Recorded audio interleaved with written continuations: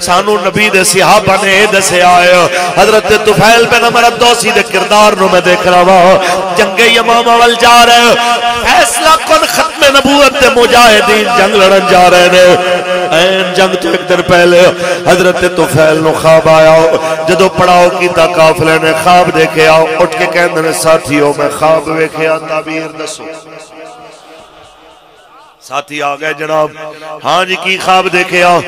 یارا میں خواب دیکھیا میرا سر من دیتا گیا ہے میں خواب دیکھے آئے جناب کہ میرے منہ چوت پرندہ نکلے آئے تے جناب اعلیٰ پرواز کر گیا میں خواب دیکھے آئے ایک عورت دا پیٹ شک ہویا ہے میں انہیں پیٹ داخل ہو گیا دا پیٹ دوبارہ بند ہو گیا ہے تے پھر میرا بیٹا میرے پیچھے دوڑ کے آیا ہے لیکن این اس ویلے کہ اس عورت دے پیٹ داخل ہوتا ہو درستے وچ دیوار آ گئی ہے دسو میرے ساتھیوں خواب دی تعبیر کی ہے کوئی کہنا ہے بڑا اچھا خواب ہے کوئی کہنا ہے بڑا پریشان کن خواب ہے آپ فرماتے رہے آؤ میں دسنا تعبیر کی تعبیر بھی آپ دسی تے ہویا بھی ہوں اچھی بولو جی سبحان اللہ جناب اعلیٰ فرماؤں لگے میں دسنا وائن دی تعبیر کی ہے فرمایا جڑا میں دیکھیا میرا سر منیا گیا انہا مطلب ہے کل میرا سر قلم ہو جائے گا میں شہید ہو جانا ہے جڑا میں دیکھیا میرے منہ چو پرندہ نکل کے اڑ گیا ہے انہا مطلب ہے میری روح نکل جائے گی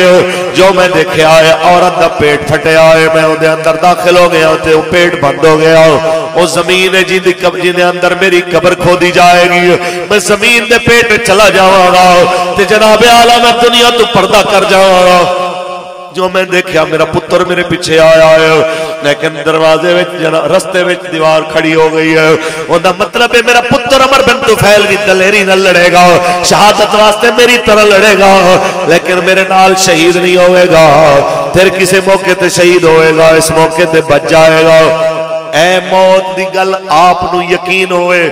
تے پھر جس ویلے چلن دیواری آوے بہانہ نہ بڑھائے کہ ہن خواب خطرناک ویکھ لے آئے پیچھے بھج جائیے بلکہ نبی دا صحابی پہلے نالوں بھی زیادہ پہلوانا دی طرح ٹہلنا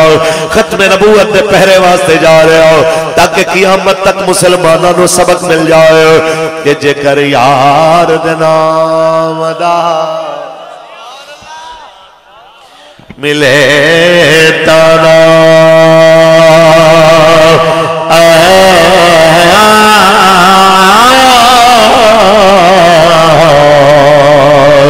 جھولے پالئے تھل سٹیے نا جے کر یار دے نام دی ملے سولی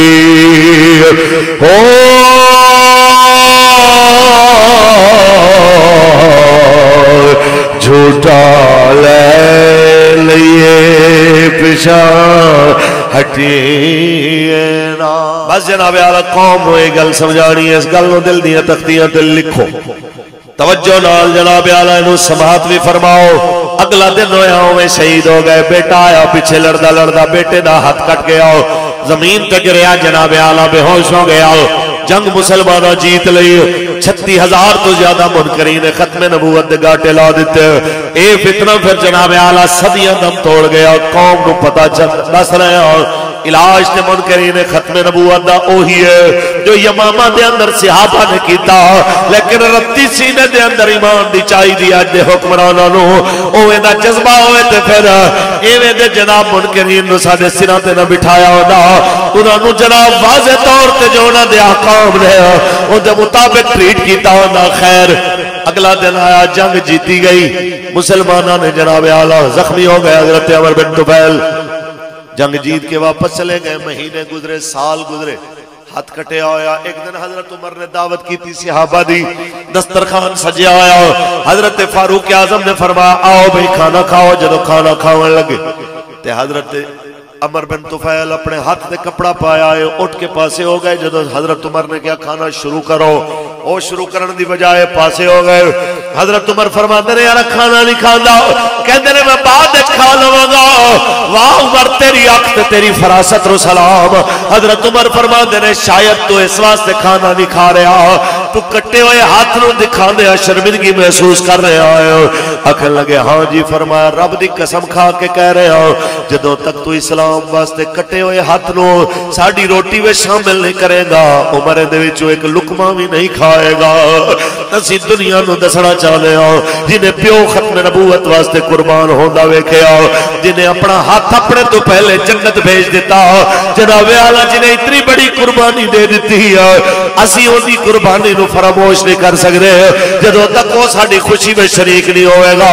اس وقت تک اسی اپنے آپ کو خوش نصیب نہیں سمجھا گے۔ صحابہ دی سنت صدیاں پرانی، کوئی اسلام واسطے قربانی دے تے انہوں یاد رکھنا۔